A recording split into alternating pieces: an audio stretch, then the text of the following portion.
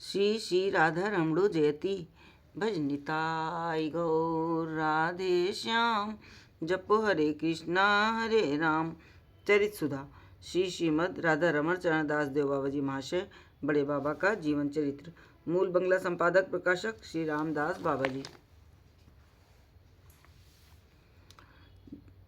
विविध घटनाएं। देखते देखते श्री जगन्नाथ देव की रथ यात्रा आ गई। हम पहले ही उल्लेख कर चुके हैं कि जगन्नाथ देव की सेवा बड़ी विशंखल हो रही थी, जहाँ यहाँ तक कि रोज नियम से शयन तक नहीं होता था। पूरी धाम का सारा व्यापार बाबा जी महाशय के लिए बड़ा आनंदप्रद था, परंतु जगन्नाथ देव की सेवा की ऐसी दुरवस्था देख भी बहुत मर्माहत हो रहे थे। रथ सिंह द्वार पर आकर उपस्थित है। 12 बज गए हैं और जगन्नाथ जी के रथ पर विराजने की कोई व्यवस्था नहीं। ये देख बाबा जी महाशय ने किसी राजकर्मचारी से कहा, महाशय आप लोग सब भक्तिमान कर्मचारी हैं, जगन्नाथ देव की ऐसी अवस्था देख के आपके हृदय को चोट नहीं पहुंचती। जगन्नाथ जी के रथ एक दिन में ही गुंडीचा मंदिर पहुंच जाया करते थे, पर आज जगन्नाथ देव रथ पर विराजेंगे भी या नहीं ये भी निश्चित नहीं जान पड़ता। कर्मचारी बहुत दुख के साथ बोले, देखिए बाबा, सेवा के प्रति राजा का बिल्कुल ध्यान नहीं है। यदि कोई कर्मचारी सेवा के लिए कुछ प्रयत्न करता भी है तो उस पर सबका कटाक्ष होने लगता है, इसलिए नौकरी के भय से कोई भी कर्मचारी कुछ कहने या करने का साहस नहीं करता। बाबा जी, मैं कहता हूँ कि आज की इस घटना से आप राजा को अवगत करा दें, मेरा विश्वास है कि अवश्य फल होगा। कर्मचारी और कुछ न कहे बाबा जी महाशय की रणधूल ले राजा के निकट गए। इधर बाबा जी महाशय कातर कंठ और आवेगपूर्ण हृदय से नाम कीर्तन करने लगे।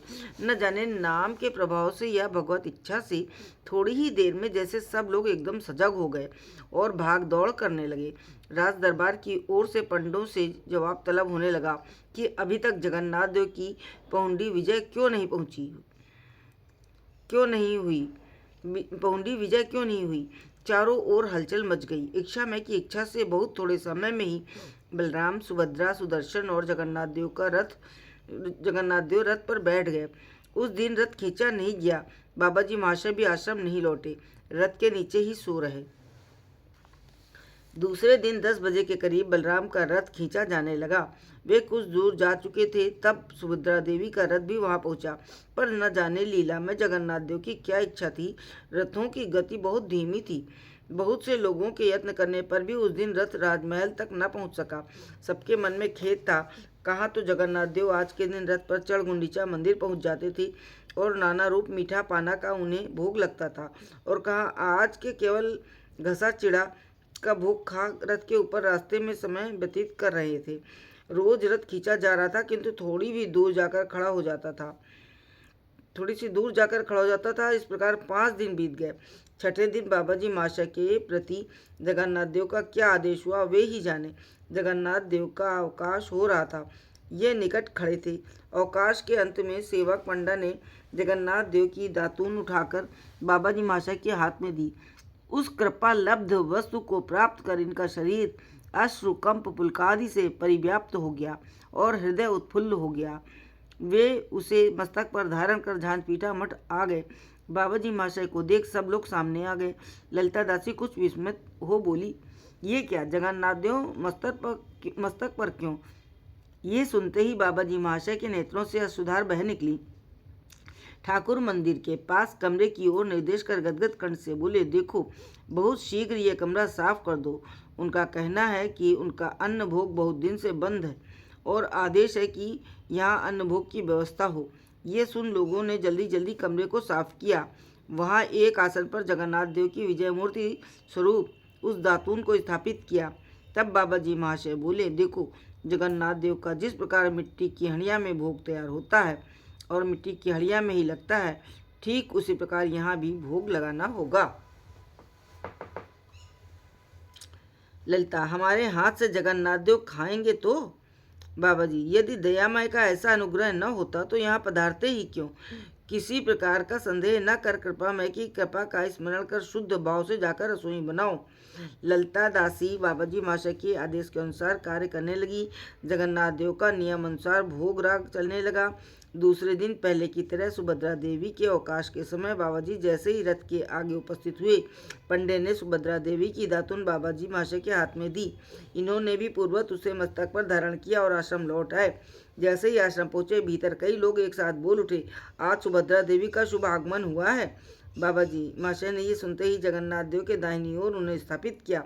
इस प्रकार 3 दिन में 3 मूर्तियों की स्थापना हुई और विधि पूर्वक उनकी सेवा चलने लगी। इधर जगन्नाथ देव ने बड़ी मुश्किल से नवमी के दिन गुंडीचा मंदिर में प्रवेश किया। दशमी के दिन फिर रथ उठा और उसे वापस जगन्नाथ मंदिर में खींच लाने का प्रयत्न किया जाने लगा। लौटते समय रथ बहुत जल्दी जल्दी चलने लगा। सब सोचने लगे कि शायद 2-1 दिन के भीतर ही जगन्नाथ देव मंदिर पहुंच जाएंगे।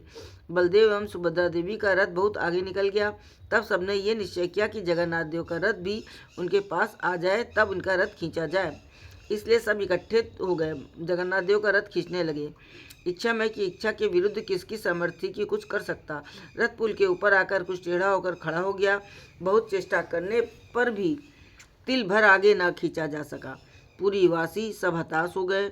बहुत से लोग सोचने लगे कि इस बार संभव है जगन्नाथ मंदिर में पहुंच ही न सकें। इस प्रकार बहुत दिन बीत गए। बाबाजी महाशय बार बार दर्शन करने जाते और व्यथित हृदय वापस लौट आते। दुखी कंगाल हाहाकार करने लगे। सब कहने लगे, हाय, अब हम कैसे बचेंगे। कल के जीवों के अन्नगत प्राण हैं। आज कई दिन से अन्न प्रसाद के दर्शन भी नहीं किए। जगन्नाथ देव चूड़ा खा रहे हैं और हमें भी केवल चूड़ा प्रसाद ही मिल रहा है। बाबाजी महाशय उनकी कातरोक्ति श्रवण कर आश्रम लौटे और साथियों से बोले, देखो, आज से तुम्हें प्रसाद मिले ना मिले, जो भी भूखा तुम्हारे पास आए उसे एक मुट्ठी अन्न अवश्य देना। साथी लोग ऐसा ही करने लगे। आश्रम में प्रायः 200 लोग रोज प्रसाद पाने लगे। किसी ने बाबाजी महाशय से पूछा, इतने लोग कैसे प्रसाद पा रहे हैं, इसका भार किसके ऊपर है। बाबा, निताई चांद का संसार है, वे ही निर्वाह करते हैं। हमें जमा खर्च का भार उन्होंने नहीं दिया है। कहाँ से और कैसे कार्य चल रहा है वे ही जाने, पर काम ठीक चल रहा है। न संचय होता है न अभाव। कई दिन बाद दोनों समय रसोई की व्यवस्था होने लगी। साथियों में बाबाजी महाशय ने ऐसी शक्ति का संचार किया कि वे दोनों समय प्रसाद 350 लोगों की रसोई का परिवेशन आदि कार्य बड़े उत्साह से करने लगे। आश्रम में किसी नौकर चाकर या पुजारी की व्यवस्था तो थी नहीं।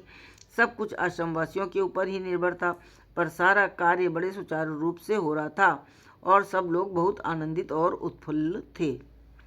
इस प्रकार कई दिन बीते।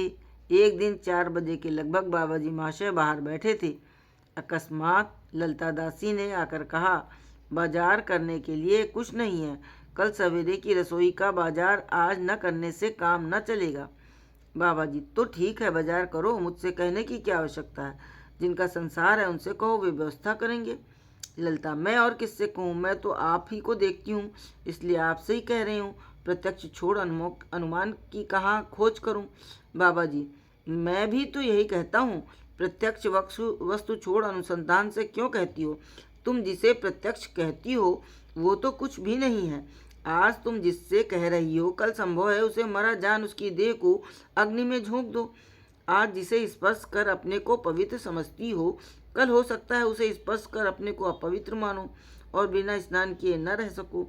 ऐसा क्यों। जिसे तुम प्रत्यक्ष देखती हो वो तो फिर भी तुम्हारे सामने वर्तमान रहता है, उसे फेंक क्यों देती हो।